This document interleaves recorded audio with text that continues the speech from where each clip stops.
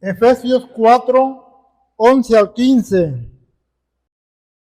Dice la Escritura de la siguiente manera: y él mismo constituyó a unos apóstoles, a otros profetas, a otros evangelistas, a otros pastores y maestros, a fin de perfeccionar a los santos para la obra del ministerio, para la edificación del cuerpo de Cristo, hasta que todos lleguemos a la unidad de la fe y del conocimiento del Hijo de Dios, a un varón perfecto, a la medida de la estatura de la plenitud de Cristo, para que ya no seamos niños fluctuantes, llevados por doquiera de todo viento de doctrina, que por estratagema de hombres, que para engañar emplean con astucia las artimañas del error, sino que siguiendo la verdad en amor, crezcamos en todo en aquel que es la cabeza, esto es Cristo.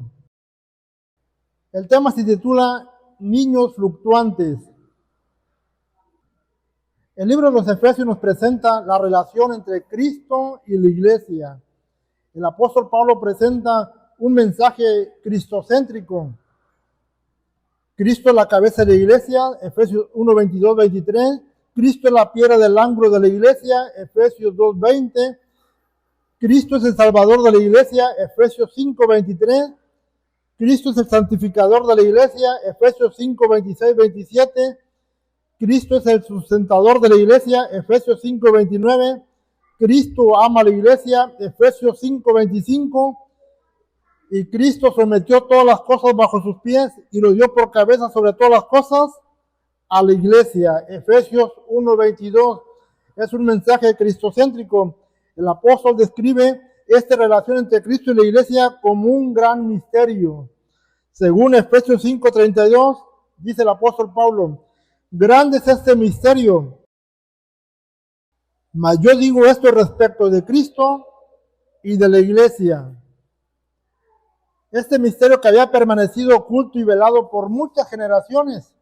Efesios 3, 5, 6 dice: misterio que en otras generaciones no se dio a conocer a los hijos de los hombres, como ahora es revelado a sus santos apóstoles y profetas por el Espíritu, que los gentiles son coherederos y miembros del mismo cuerpo y compartícipes de la promesa en Cristo Jesús por medio del Evangelio. Ese es el misterio que el apóstol Pablo está hablando. Un misterio que había estado oculto por muchas generaciones, todo guardado en Cristo Jesús. Amén. No pierda de vista que el mensaje es cristocéntrico, donde el centro del libro de Efesios es Cristo, pero al mismo tiempo a la par va la iglesia, donde los gentiles tuvieron el privilegio de ser tomados como coherederos y miembros del mismo cuerpo, es decir, ser parte de la iglesia. Pero Jesucristo tenía algo más para la iglesia. No solamente era el proveedor, no solamente la cabeza o la piedra del ángulo, tenía algo más para la iglesia. Jesucristo constituyó 5 ministerios que tenían la capacidad para perfeccionar y edificar a toda la iglesia, al cuerpo de Cristo. Se lo voy a leer en la Nueva Traducción Viviente, Efesios 4, 11, 15. Ahora bien, Cristo dio los siguientes dones a la iglesia: los apóstoles, los profetas, los evangelistas y los pastores y maestros.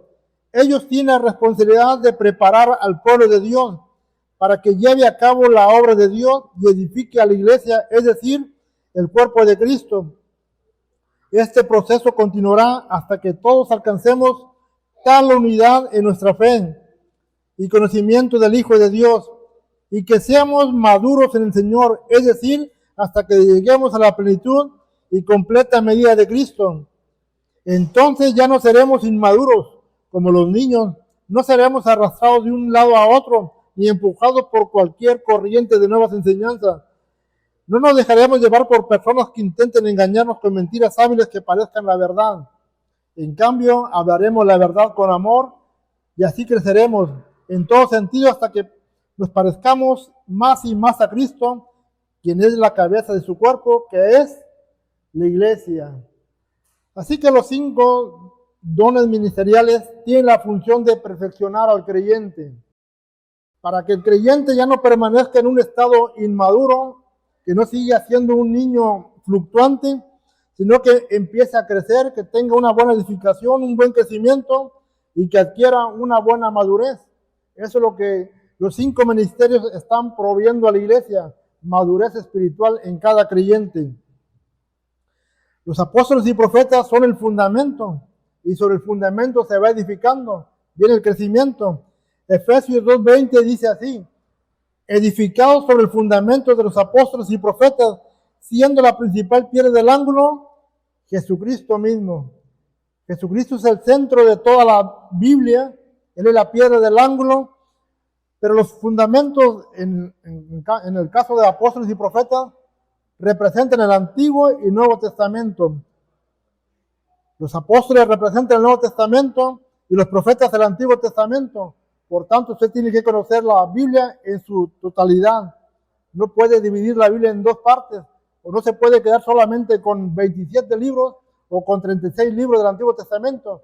Tiene que conocer los 66 libros que marca la Escritura y conocerlo desde principio a fin, desde Génesis hasta Apocalipsis, y conocer tanto las promesas que están vigentes como las que ya tienen cumplimiento. Entender lo que Dios tenía para su pueblo, lo que Dios tiene por un presente. La función de estos ministerios es perfeccionar a la iglesia. La palabra perfeccionar significa preparar, capacitar, habilitar, instruir, hacer que una persona sea apta y capaz y que pueda desarrollar una buena actividad. Así que en el cuerpo de Cristo no hay alguien que sea insuficiente, todos son suficientes. En el cuerpo de Cristo no hay nadie que sea incapaz, todos tienen que ser capaces de producir algo. Esa es la función que está desarrollando los 5 dones ministeriales, pero la otra parte le corresponde a usted.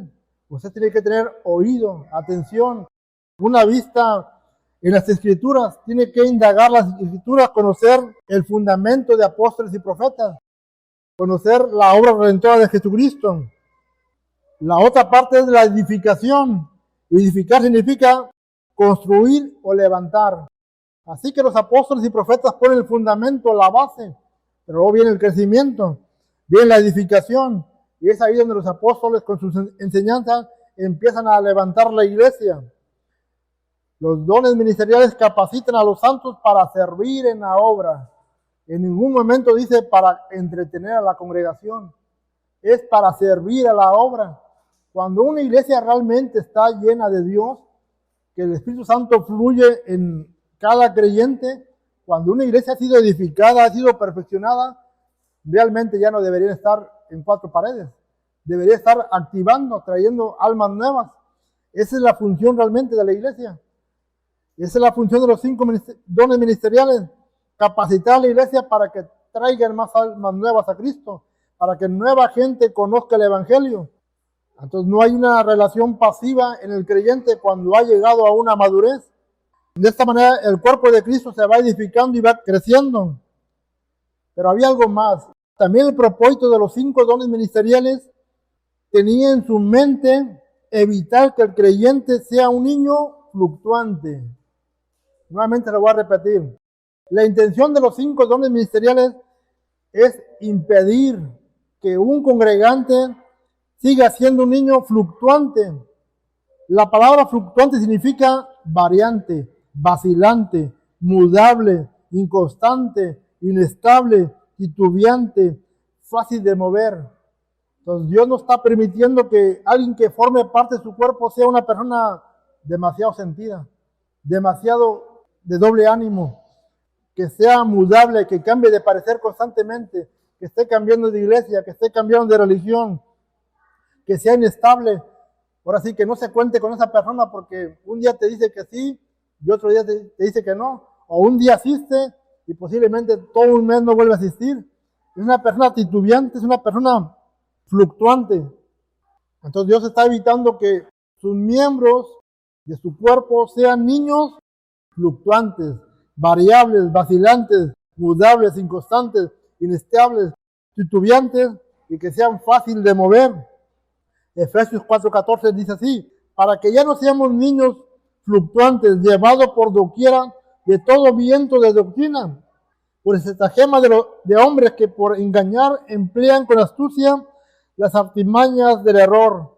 Así que el peligro de un niño fluctuante se ve reflejado en que cualquier viento de doctrina lo mueve. Hoy creía en esto y mañana cree en otra cosa. Hoy afirma una cosa y mañana está afirmando otra cosa. Hoy pertenecía a un movimiento y el día de mañana está en otro movimiento. Hoy profesaba una religión y pasado mañana está en otra religión completamente diferente. Ese es un niño fluctuante, que cualquier predicador lo puede mover de un lado para otro, que no tiene un fundamento, que no tiene una piedra del ángulo, que no tiene una edificación, que no tiene una formación. Cualquier persona le endulza el oído, lo cambia y lo transforma en lo que él quiere. Ese es el niño fluctuante. Su inmadurez lo hace presa fácil de cualquier viento de doctrina. La palabra doctrina significa enseñanza. Una enseñanza quizás que venda, que atraiga. Una enseñanza llamativa es capaz de atrapar a cualquier niño fluctuante. Puede sacar de la iglesia y llevar a donde quiera por su inmadurez. La persona inmadura no tiene discernimiento, mucho menos conocimiento. Una persona inmadura no tiene los sentidos ejercitados y cualquier enseñanza novedosa lo mueve fácilmente. El niño fluctuante se la pasa cambiando de religión y de iglesia. Posiblemente ya profesó 5 o 6 religiones. Y cada vez que cambiaba afirmaba que donde se encontraba era la religión verdadera. El problema era él, que era movido muy fácilmente por cualquier enseñanza incorrecta. Para que una falsa enseñanza se arraigue en una iglesia o en una persona, se necesitan 2 cosas. La primera es el engañador, el que está enseñando la mentira, el que insiste en enseñar una mentira como si fuera la verdad. La segunda es el niño fluctuante, una persona inmadura o un neófito que no conoce las escrituras, un inexperto en escrituras. Así que cuando se junta un engañador con una persona inmadura, una herejía se implanta en una iglesia o en una persona, cualquiera que sea. Debido a que la persona es inexperta en la palabra, se va a creer todo lo que el engañador le diga. Un falso predicador utiliza las escrituras siempre fuera de su contexto. Y un creyente inmaduro nunca estudia la escritura y se cree todo lo que le dicen. Déjeme decirle que Jesucristo nos advirtió de los engañadores de los últimos tiempos. En Mateo 24:4, Jesucristo dijo así: respondiendo Jesús les dijo, mirad que nadie nos engañe. Fue la primera advertencia de Jesucristo, cuando dijeron, ¿cuáles son las señales del fin del siglo y acerca de tu venida? Y Jesús nos dijo, yo vengo en una nube, o va a pasar esto, aquello. Empezó con, mirad que nadie nos engañe, porque habrá muchos engañadores afirmando que son el Cristo, afirmando que tienen la verdad, afirmando que son la iglesia verdadera. También Jesús dijo en Mateo 5:15, guardaos de los falsos profetas que vienen a vosotros vestidos de ovejas, pero por dentro son lobos rapaces. Un engañador nunca se va a presentar precisamente como un estafador. Se va a presentar como un ministro de Jesucristo, como alguien que aparenta piedad, pero ese es solamente su disfraz.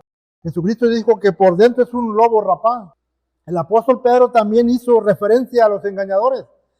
En 2 de Pedro, capítulo 2, versículo 1 al 3, Pedro dijo que en los últimos tiempos habría falsos maestros que iban a introducir encubiertamente herejías destructoras dentro de la iglesia. Y muchos iban a seguir sus desilusiones, y por causa de los cuales el camino de la verdad iba a ser blasfemado, y por avaricia harían mercadería de vosotros con palabras fingidas.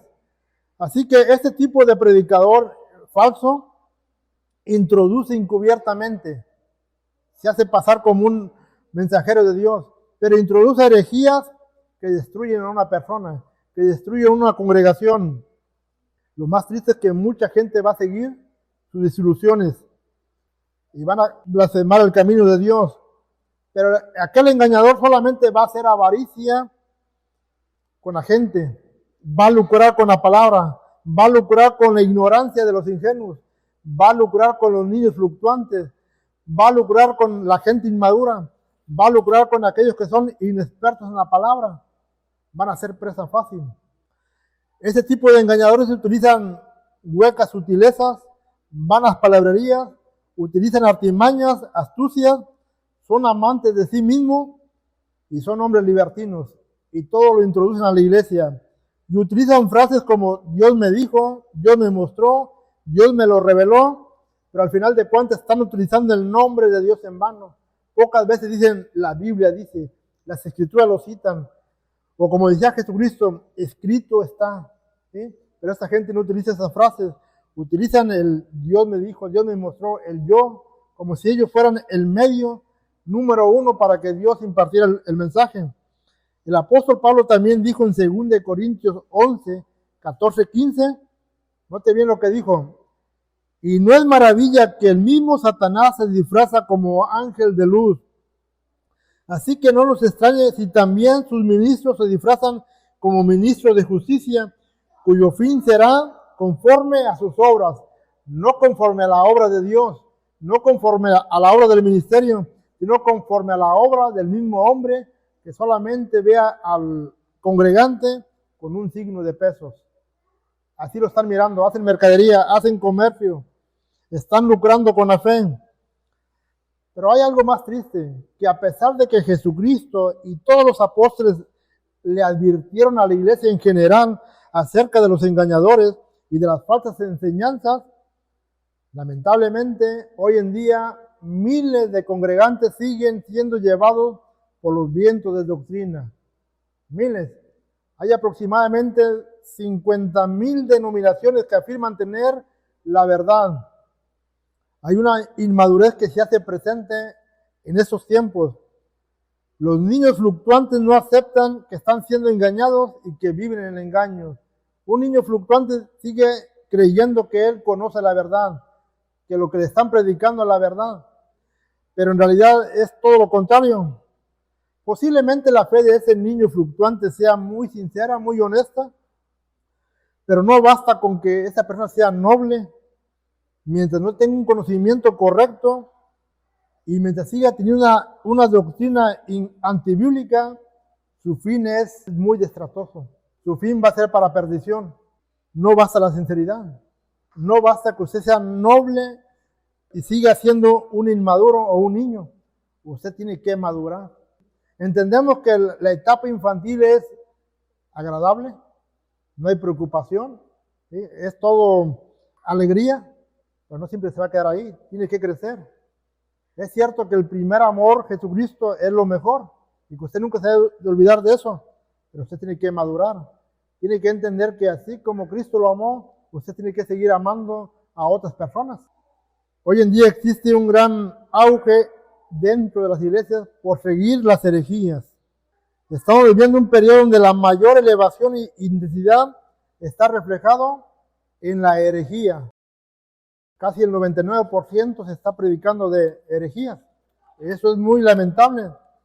Las doctrinas antibíblicas están de moda y se hace un énfasis en ellas. Se promociona mucho esto.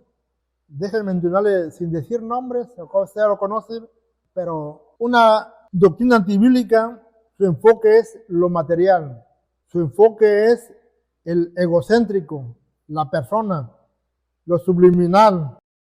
Eso es una doctrina incorrecta, donde la figura principal no es Cristo, es el pastor, es el ministro. Ahora se hacen llamar apóstoles y profetas, ahora buscan su propia honra. Estas doctrinas antibíblicas han llegado a las congregaciones y se han implementado. En otros tiempos el objetivo principal del predicador era compartir la verdad. En una iglesia, en una campaña, en la calle, el objetivo principal de un predicador era compartir la verdad. Porque el resultado de esa predicación era traer almas a Cristo o restaurar familias. En la actualidad el objetivo principal de los falsos predicadores es la cartera, la tarjeta de crédito, la cuenta bancaria y lo último que traen en el bolsillo. Le van a vender humo, le van a vender promesas, le van a hacer creer muchas cosas y usted se la va a creer. Esa es la advertencia que está haciendo Jesucristo. Que tengamos mucho cuidado. El apóstol Pablo lo dijo de la siguiente manera. 2 Corintios 11:3. Pero me temo que como la serpiente con su astucia engañó a Eva, nuestros sentidos sean de alguna manera extraviados de la sincera fidelidad en Cristo. Según de Corintios 11:3. Pero me temo que como la serpiente con su astucia engañó a Eva, nuestros sentidos sean de alguna manera extraviados de la sincera fidelidad a Cristo. Identificar una falsa doctrina no consiste solamente en clasificar alguna religión. Eso es muy sencillo. Usted puede ver miles de religiones y identifica la doctrina. Lo más peligroso es identificar una falsa doctrina dentro de la misma religión que profesamos. Cuando usted identifica la doctrina de alguna religión, entiende que ellos tienen sus propios dogmas y tópicos doctrinales. Pero cuando usted está en una iglesia que usted mismo eligió, una doctrina que tiene muy arraigada, ese va a ser el gran desafío, descubrir cuando una falsa doctrina está siendo predicada en el lugar donde usted se congrega. Ese es el gran reto. En ocasiones, el predicador o el congregante es más fiel a una religión y a una denominación que a una de las mismas escrituras. Y es ahí donde viene el gran error. Ser más fiel a una religión, a una denominación. Recordemos que la Biblia es la regla de fe y conducta. De aquí viene la verdad. Ningún niño fluctuante, ningún recién convertido, ninguna persona inmadura, inexperta en la palabra, está exento de ser engañado. Notemos bien lo que dijo el apóstol Pedro. Me temo que como la serpiente con su astucia engañó, ¿a quién? A Eva. ¿Quién le habló a Eva antes de la serpiente? ¿Quién le habló a Eva? ¿Quién le advirtió a Eva? Dios. Y a pesar de haber recibido la advertencia de Dios directamente, aún así fue engañada. Ahora, ¿quién le habló a usted? ¿Quién me habló a mí? De los falsos predicadores. Jesucristo, los apóstoles. Y a pesar de que ellos nos están hablando en la Biblia, ¿por qué hay tanto creyente que está siendo engañado? Si Dios mismo está hablando a través de la Escritura. Porque nuestro oído no está ejercitado. Porque no le estamos poniendo atención a la advertencia. Si no queremos ser engañados, no debemos de permanecer en una inmadurez espiritual. Debemos de crecer. Es tiempo de conocer y seguir la verdad. El apóstol Pablo describe el crecimiento espiritual de la siguiente manera. Vaya a 2 de Pedro. Cuando lo tenga usted me dice el amén. Capítulo 1, verso 5. Cuando lo tenga usted me lo dice. Aquí el apóstol Pedro va a hablar de lo que es realmente un crecimiento espiritual. 2 de Pedro 1:5. 2 de Pedro 1:5-8. Vosotros también poniendo toda diligencia, por esto mismo, añadir a nuestra fe virtud, a la virtud conocimiento y al conocimiento dominio propio, al dominio propio paciencia, a la paciencia piedad, a la piedad afecto fraternal y al afecto fraternal amor. Porque si estas cosas están en vosotros y abundan, no nos dejarán estar ociosos ni sin fruto. En cuanto al conocimiento de nuestro Señor Jesucristo, cuando venimos a Cristo por primera vez, somos movidos por la fe. El problema es que muchos se quedan ahí, en la fe. Pero el apóstol dice, a la fe tienes que añadirle virtud, y después conocimiento, y después dominio propio, y después paciencia. Luego viene la piedad, el afecto fraternal y el amor. Y cuando tienes todas esas añadiduras a tu vida espiritual, ya no vas a ser una persona ociosa, inmadura, fluctuante. Vas a ser una persona con conocimiento de lo que es Jesucristo, con conocimiento de lo que es la obra de Dios. Vas a alcanzar una madurez. Si usted tiene conocimiento de Jesucristo, usted ya no va a ser engañado. Usted va a tener bien claro qué es la obra redentora, qué es Jesucristo, cuál es el plan de salvación, qué es lo que Dios tiene para nuestra vida. Usted ya no se va a dejar llevar por cualquier viento de doctrina. No importa que tan bonito le hablen, no importa que se lo adornen tan bonito el evangelio o el falso evangelio, usted va a tener una base muy firme, muy convincente de lo que es la estructura bíblica. Tiene la piedra del ángulo, cuál es el fundamento, hacia dónde apunta el Antiguo Testamento, hacia dónde apunta el Nuevo Testamento, cómo se logra el conocimiento. Entonces todo esto viene cuando usted pone de su parte. Amén. Esta es la única manera de lograr una madurez espiritual. El apóstol Pedro había hablado de varias virtudes, entre ellas agregaba también el dominio propio. Y cuando hablamos de dominio propio, tiene mucho que ver con la madurez espiritual. Porque cuando una persona no tiene dominio propio y le llaman la atención, lo corrigen, regularmente se molesta, responde mal, muestra su enfado, muestra su inconformidad, algunos con palabras, otros simplemente ausentándose, pero eso es falta de dominio propio. Tenemos que madurar, hermanos. Estamos viviendo los últimos tiempos. No espere que el falso predicador venga y se presente delante de usted. Buenos días, Dios me le bendiga. Soy el falso predicador que me acaban de invitar a predicar.